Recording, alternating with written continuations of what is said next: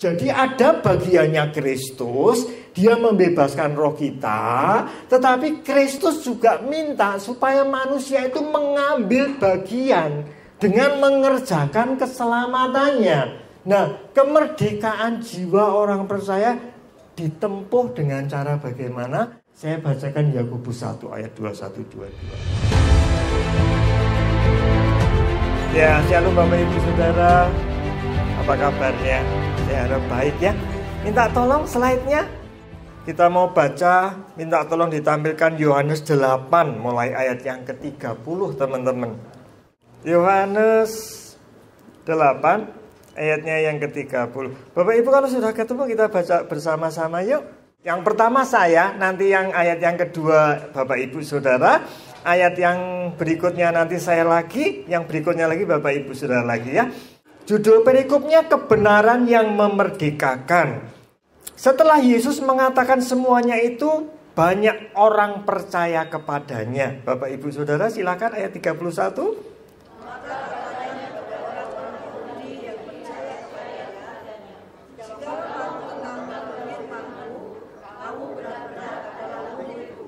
Dan kamu akan mengetahui kebenaran, dan kebenaran itu akan memerdekakan kamu.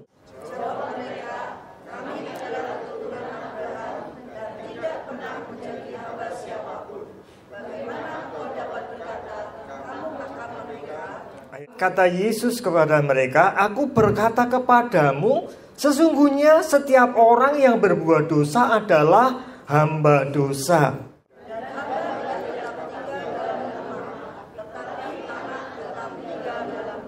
Ayat terakhir kita baca bersama-sama yuk. Jadi apabila anak itu memerdekakan kamu, kamu pun benar-benar merdeka. Tuhan Yesus itu ketemu dengan orang Yahudi yang akhirnya percaya kepadanya.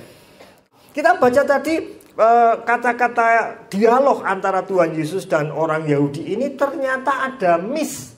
Yesus bilang kamu nanti akan betul-betul merdeka. Orang Yahudi bilang, loh siapa yang perlu dimerdekakan? Kami ini sejak lahir adalah orang-orang merdeka. Rupanya persepsi dosa antara Tuhan Yesus dan orang Yahudi berbeda. Persepsi kemerdekaan antara orang Yahudi dengan Tuhan Yesus berbeda. Nah, sebelum kita mulai, kita mau samakan persepsi ya. Merdeka. Di sini saya batasi Bapak Ibu menurut Kamus Besar Bahasa Indonesia. Saya bacakan ya.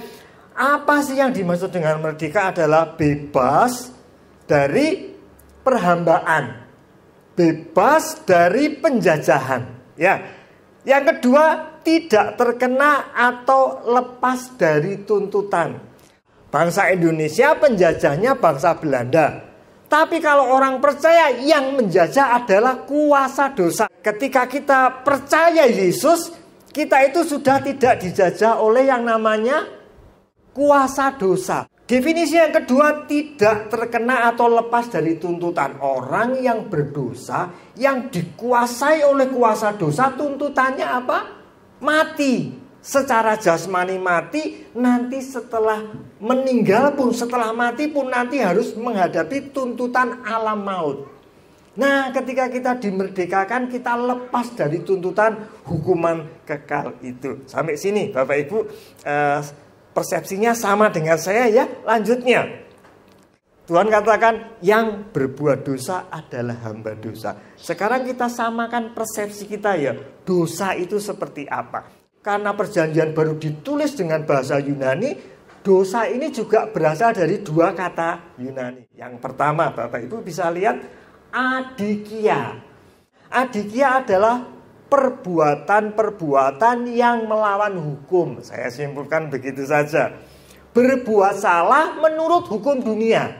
Misalnya korupsi, membunuh, mencuri. Itu dosa menurut kriteria yang pertama. Pengertian dosa yang lain yang berasal dari kata hamartia. Bapak Ibu pasti pernah dengar. Hamartia ini arti terjemahan bebasnya adalah meleset dari tujuan. Kehilangan sasaran, seperti orang mana luput gitu. Contoh dalam Alkitab nih, kalau tadi jelas kriminal. Contoh dalam Alkitab gini. Tuhan menetapkan setiap kepala keluarga menjadi imam. Tuhan kasih sasaran, kasih target laki-laki jadi imam. Kalau laki-laki tidak bisa menjadi imam, masuk hamartia tidak Bapak Ibu Saudara? Contoh yang lain, seorang istri ditetapkan Tuhan untuk menjadi penolong. Biar adil ya, tadi bapak-bapak, sekarang ibu-ibu. Ibu-ibu ditetapkan Tuhan, targetnya, sasarannya itu sebagai penolong buat suaminya. Ketika seorang istri jadi perongrong buat suaminya, dia meleset dari target, hamartia bukan? Di hukum Taurat dikatakan begini, kamu jangan membunuh. Kalau membunuh kan masuk adikia ya Bapak Ibu Saudara. Karena ini melawan hukum, bisa dituntut masuk penjara. Tapi dalam perjanjian baru, membenci saudaramu, Tuhan Yesus katakan sama saja kamu dengan membunuh. Jadi rupanya dosa itu tidak seperti yang kita bayangkan. Oh itu narkoba, dosa. Dosa adalah ketika Tuhan menetapkan tujuan, kita tidak sampai pada tujuan itu, Tuhan kasih perintah, kita tidak lakukan itu, dosa. Makanya tadi orang Yahudi bilang, loh kami melakukan, diperhamba siapa? Kami melakukan apa? Kami ini orang baik-baik loh Yesus. Kita langsung masuk ke kemerdekaan roh. Kemerdekaan roh ini saya gambarkan seperti seorang yang masuk dalam penjara. Dia ada di dalam kuasa dosa, dia tidak bisa melepaskan dirinya. Dia selamanya akan terkungkung di situ. Nanti suatu saat dia akan betul-betul menghadapi yang namanya hukuman maut. Yang bisa membebaskan orang percaya dari kuasa dosa hanya satu pribadi, yang namanya Yesus. Ketika kita percaya Yesus, kita itu sudah ditarik keluar dari penjara itu Bapak Ibu Saudara. Jadi kita sudah lepas dari kuasa dosa. Nah, ini pertanyaannya. Setelah orang percaya Yesus, apakah tiba-tiba langsung baik? Apakah tiba-tiba langsung bisa hidup dalam roh? Apakah langsung bisa hidup kudus? Menjawab pertanyaan itu Bapak Ibu, saya bacakan ayatnya ini. Disebutkan di Galatia 3 ayat 3, adakah kamu sebodoh itu? Kamu telah mulai dengan roh. Kamu sudah dibebaskan loh oleh darah Yesus. Tetapi kenapa kamu akhirnya mengakhiri kehidupanmu dalam daging? Kalau Paulus nulis ini, berarti dia menemui loh orang-orang yang dulu sudah dibebaskan, tapi kemudian balik lagi. Bahkan lebih dari itu Bapak Ibu. Ini Alkitab yang menjawab ya. Orang yang sudah dibebaskan oleh Yesus bisa diperhamba lagi loh. Bapak Ibu perhatikan deh, saya baca saja ya. Ini Matius yang nulis. Apabila roh jahat keluar dari manusia, ia pun iblisnya mengembara ke tempat-tempat tandus mencari perhentian. Tetapi ia tidak dapat. Lalu ia berkata, aku akan kembali ke rumah yang telah kutinggalkan tadi. Maka pergilah ia, mendapati rumah itu kosong. Sudah bersih tersapu, mungkin sudah dipel, mungkin sudah wangi. Lalu ia keluar dan mengajak 7 roh lain yang lebih jahat. Dan dikatakan keadaan orang itu jauh lebih buruk. Kenapa itu terjadi Bapak Ibu Saudara? Kok bisa toh? Minta tolong terus naik ya. Nah ini Bapak Ibu, ini roh, ini tubuh, di tengah-tengahnya adalah jiwa. Saya dapat gambar ini dari seorang hamba Tuhan yang namanya Andrew Wommack. Firman Tuhan kan katakan, roh itu penurut, tetapi daging itu lemah.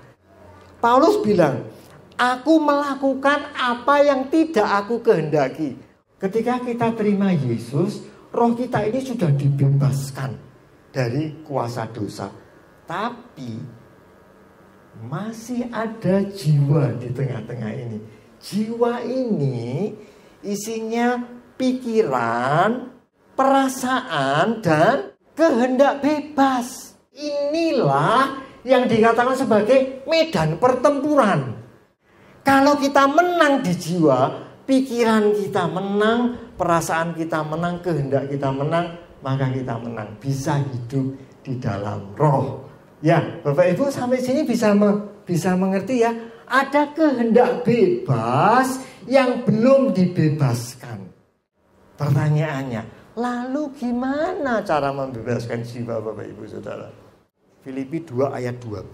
Paulus bilang begini, kerjakanlah keselamatanmu dengan takut dan gentar. Artinya kita sudah terima keselamatan, maksudnya Paulus mengerjakan itu dengan kata lain yang mudah dipahami, memelihara keselamatan. Jadi ada bagiannya Kristus, dia membebaskan roh kita, tetapi Kristus juga minta supaya manusia itu mengambil bagian dengan mengerjakan keselamatannya. Nah, kemerdekaan jiwa orang percaya ditempuh dengan cara bagaimana? Saya bacakan Yakobus 1 ayat 21-22. Bapak Ibu bisa dilihat di sini. Sebab itu buang segala sesuatu yang kotor, kejahatan yang begitu banyak, dan terimalah dengan lemah lembut apa Bapak Ibu? Firman yang tertanam di dalam hati. Firman itu dikatakan di sini harus tertanam di dalam hati dulu. Ketika firman tertanam di dalam hati, apa yang terjadi? Ini Bapak Ibu. Firman itu berkuasa menyelamatkan jiwa. Firman, ayat-ayat, sabda-sabda, perintah Tuhan yang kita baca, kita cerna, dan kita simpan dalam hati, itulah yang bisa menyelamatkan pikiran, perasaan, dan kehendak bebas.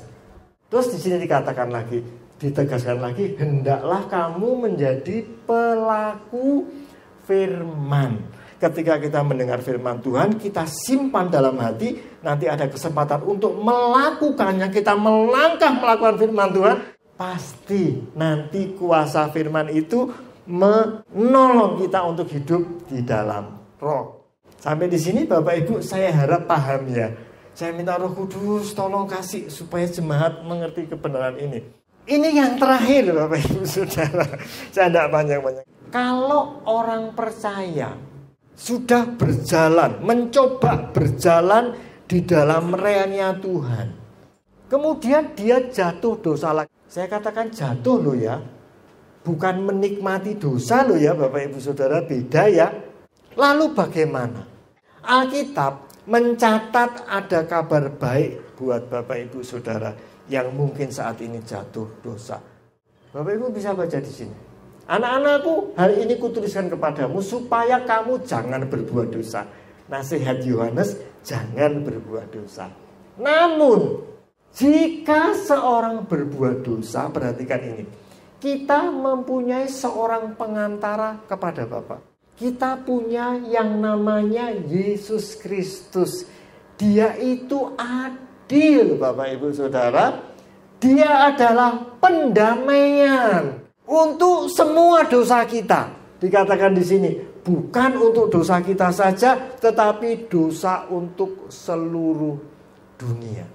Jadi kalau Bapak Ibu jatuh dosa, jangan malah menjauh dari teman-teman. Kadang-kadang kan kalau konangan jatuh dosa kan jadi malu ya Bapak Ibu. Wah, saya malu ke gereja. Lah saya sudah berdosa, keliru.